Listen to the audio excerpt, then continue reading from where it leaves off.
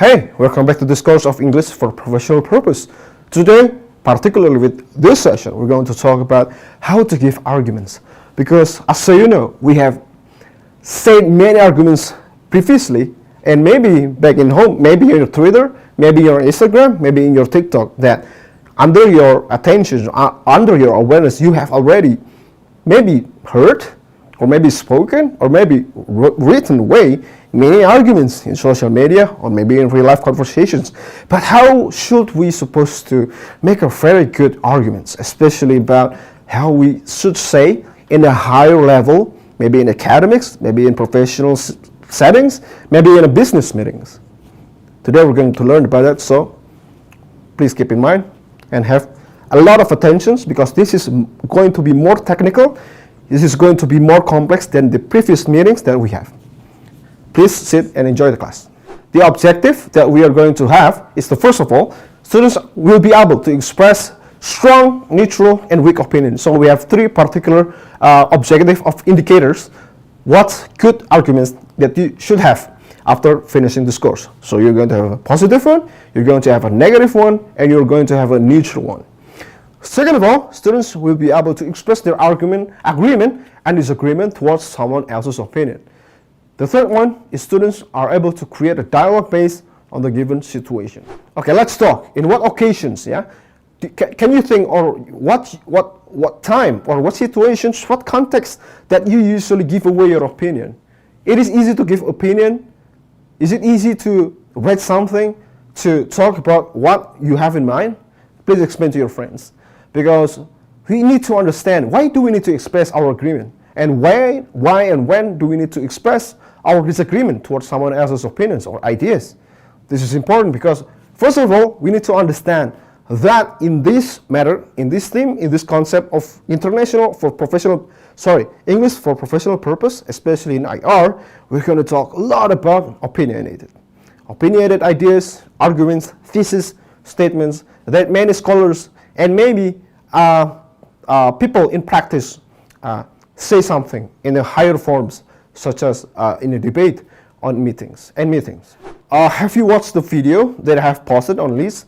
If you haven't, please watch it before you attending this class, or maybe you need to share it with your friends of what ideas and values, lessons that you have learned from watching the video I have previously posted on List. So, strong opinion sometimes is first of all, started with a few sentences, such as, I firmly believe that, or I am absolutely convinced, or I am assertively convinced. It is not enough to just say that I believe or I think. Maybe it's still on the spectrum of opinionated arguments, but it is nowhere around a good or a strong argument, somewhere in the middle. Neutral opinion, meanwhile, give certain questions about yourself and about other people, and it's somewhere around in the middle part of the spectrum of between strong and weak opinions, and it gives a lot of rooms to questions, to debates, to a strong antithesis of your arguments that maybe I need to be more assertively think down, or more assertively debated upon. So maybe I'm going to use I believe, I feel, and I think. So this in particular spectrum of neutral opinion, we're going to have a lot of we're going to use less of what we have particularly used on the strong opinion. So let's just say in my opinion, or from my point of view, to my mind, in my perspective, in my view, I think, for my experience, etc. Tentative opinion, guess it's an opinion that goes somewhere along, yet you don't actually understand much about the topics, but you don't want to sound very questionable about the understanding about these particular topics. For instance, you're going to use a sentence of I guess that, or it seems to me that, or as far as my concern, and something around that is talking about quite ambiguity in the sentence and giving a small sense that we are actually don't understand about the topic. Do you understand what I mean? And we don't want to sound very aware or very educated or very informed about the topic, so we don't want to get more information towards the topic. Asking for opinion, this is particularly a very direct subject to begin with, because we only need to put a question mark on the first one. So maybe we can talk about the first strong opinion that we have discussed on the previous slides. For example, in my opinion, it's fall into the category of neutral, yeah? So just let's put a question mark. What is your opinion of, or what's your position of, what do you think of, what is your assertive position of, what is your strong belief of, and whatnot. So, okay, I have put audio into the particular recordings. You can listen it again after this video is finished. Okay, now we're going to have a short course or short explanations about how to disagree with someone, but still in the category of polite. So we don't want to create a sense that we are strongly against someone, that we don't want to see them again, or completely hate someone who expressed their opinion, because we live in a system of free speech, right? So we want to make sure that every opinionated essays or arguments that other people have informed us with or provide us with, we want to respect that. We want to respect their opinion in a very good manner. What I'm trying to say is, maybe you don't want to sound very arrogantly.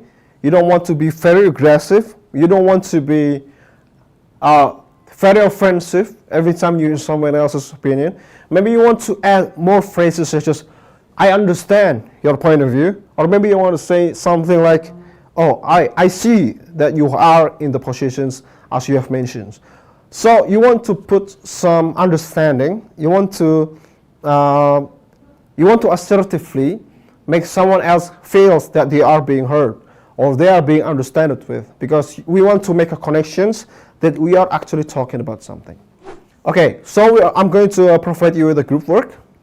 This group work is consisted of practice, so it's not written, or it is not something that you need to keep being silent, but create a dialogue based on the given situations of having a good argument, neutral argument, strong opinion with your friends, group of 3 or 4 students, and use the model dialogue as a reference. Next slide. Okay, so before we are closing the class, I want everybody in the room to create a 3 or 4 group. A group consists of 3 or 4 students, and then reflect after you have a session of talking, of giving away or receiving any particular opinions or arguments, statements.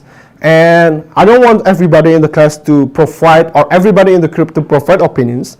I want some of you to actually receive an opinion and then listen to it and then respond to it. So it is not one-way dialogue. It has to be, it cannot be a monologue, it has to be a dialogue.